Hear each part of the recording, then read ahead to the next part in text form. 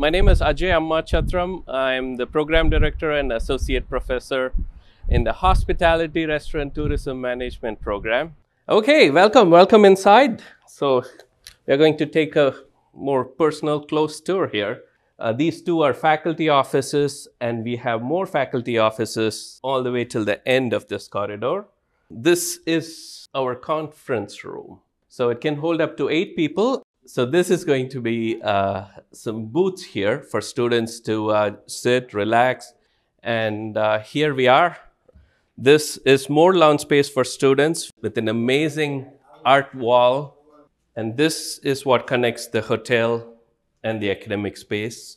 So this is the future home of the commercial teaching kitchen, which is also phase B of the project. So it's a commercial teaching kitchen, a studio kitchen where students will be learning advanced techniques.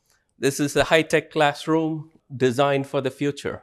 To begin with, there is going to be 5 monitors. 2 of those are the big DV LED screens there, followed by 3 monitors, which will project the same thing.